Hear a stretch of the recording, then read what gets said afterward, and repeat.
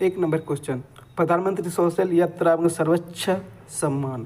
प्रधानमंत्री नरेंद्र मोदी 26 से 29 जुलाई को सेशल्स की राजकीय यात्रा की। इस दौरान उन्हें सेशल्स का सर्वोच्च नागरिक सम्मान guardian of the blue horizon प्रदान किया गया। नरेंद्र मोदी को कब 27 से 29 जून के बीच सेशल्स की राजकीय यात्रा की। उस दौरान उसे कौन सा सम्मान मिला? Guardian of the blue horizon प्रदान किया गया। क्वेश्चन नंबर 2, भारत और सेशल्स के 50 वर्ष। भारत और सेशल्स ने अपने राजनयिक संबंध के 50 वर्ष पूरे होने के उत्सव मनाया। दोनों देश ने स्वास्थ्य, शिक्षा, रक्षा और समुद्री सुरक्षा में सहयोग बढ़ाने पर सहमति जताई। भारत और सेशल्स के कितना वर्ष पूरा हो गया राजनयिक संबंध? 50 वर्ष। दोनों देश में कौन कौन सा वादा किया? स्वास्थ्य, शिक्षा और समुद्री सुरक्षा में सहयोग बढ़ाने की कथा की। 3 नंबर क्वेश्चन, भारतीय सेना में इंटीग्रेटेड बैटल ग्राउंड। भारतीय सेना में इंटीग्रेटेड बैटल ग्राउंड लागू करने की दिशा में कदम बढ़ाए। उसका उद्देश्य युद्ध की स्थिति में सेना की त्वरित तैनाती और बेहतर समन्वय है।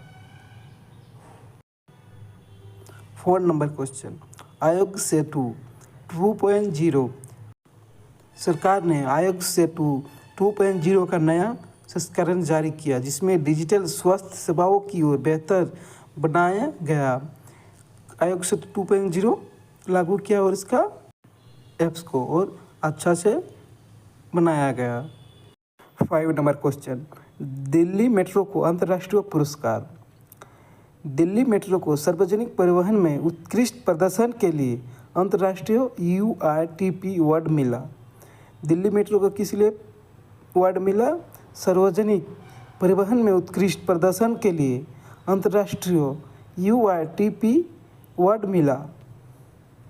6 number question, online notary portal. कानून या न्याय मंत्री ने ऑनलाइन नोटरी आवेदन मॉड्यूल शुरू किया, जिसमें आवेदन प्रक्रिया पूरी तरह डिजिटल हो गई। ऑनलाइन नोटरी पोर्टल क्या है? यह जो कानून या न्याय मंत्री द्वारा जो ऑनलाइन कुछ केस उसे होता है उसको ऑनलाइन द्वारा मॉड्यूल किया गया, जिससे आवेदन प्रक्रिया पूरी तरह से डिजिटल हो गया।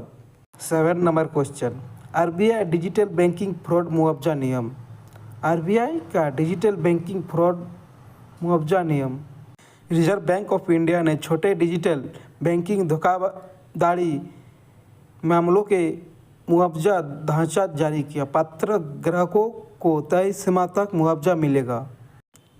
RBI ने एक डिजिटल बैंकिंग फ्रॉड धोखाधड़ी का मुआवजा ढांचा जारी किया, जिसमें जो ग्राहक ऑनलाइन में मतलब बैंकिंग फ्रॉड में फंस जाते हैं उसके लिए कुछ नियम बनाए और मुआवजा देने का बात किया है।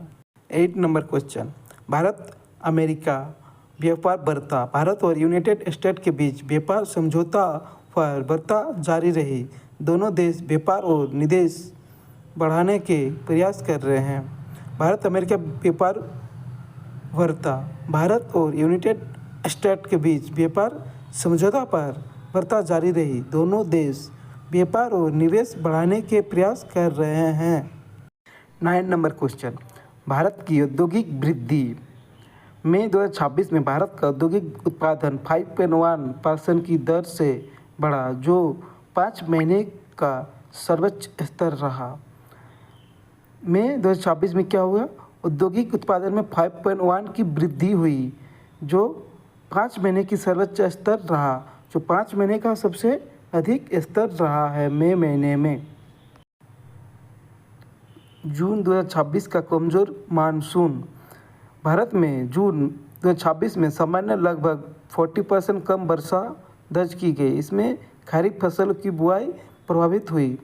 इस बार महीने में कितना % कम वर्षा हुआ? 40% कम वर्षा हुआ मई महीना में। इसमें क्या होगा? खरीफ फसल की बुआई में प्रभावित होगा, जो खरीफ फसल को सही टाइम पर बुआई नहीं कर पाएगा। 12 नंबर क्वेश्चन, भारतीय रुपया मजबूत हुआ। भारतीय रुपया जून 2026 में कई तिमाहों बाद पहली बार मजबूत हुआ। इसका मुख्य कारण कच्चे तेल की कीमतों में गिरावट और विदेशी मुद्रा प्रवाह बढ़ना रहा। बहुत दिनों बाद भारतीय रुपया मजबूत हुआ। जून में थोड़ा बहुत मजबूत हुआ। उसका मुख्य कारण क्या है? कच्चे तेल की कीमत में गिरावट। जो हम कच्चे तेल लेते हैं वो उसमें गिरावट है। 13 नंबर क्वेश्चन, भारत का राजकोषीय घाटा अप्रैल में 2026 में भारत का राजकोषीय घाटा 1.62 लाख करोड़ रुपया रहा, जो पूरे वर्ष के लक्ष्य 9.6% है। अप्रैल में कितना हम लोग राजकोषीय घाटा हुआ? 1.62 लाख करोड़ रुपया। 14 नंबर क्वेश्चन, भारत में AI का बढ़ता उपयोग। सरकार और विभिन्न संस्थाओं ने शिक्षा, स्वास्थ्य, कृषि और प्रशासन में आर्टिफिशियल इंटेलिजेंस AI का उपयोग को बढ़ावा दिया। आजकल हर जगह सब कोई AI का उपयोग करना सीख गए। हर जगह शिक्षा, स्वास्थ्य, कृषि क्षेत्र में AI का उपयोग करना सीख रहे हैं। 15 नंबर क्वेश्चन, भारत में डिजिटल पब्लिक इंफ्रास्ट्रक्चर। भारत में डिजिटल पब्लिक इंफ्रास्ट्रक्चर। भारत ने आधार, UPI और डिजिलॉकर जैसी डिजी पब्लिक इंफ्रास्ट्रक्चर प्लेटफॉर्म को और मजबूत बनाने पर जोर दिया। इसका उद्देश्य नागरिकों को तेज, सुरक्षित और डिजिटल सेवाएं उपलब्ध कराना है।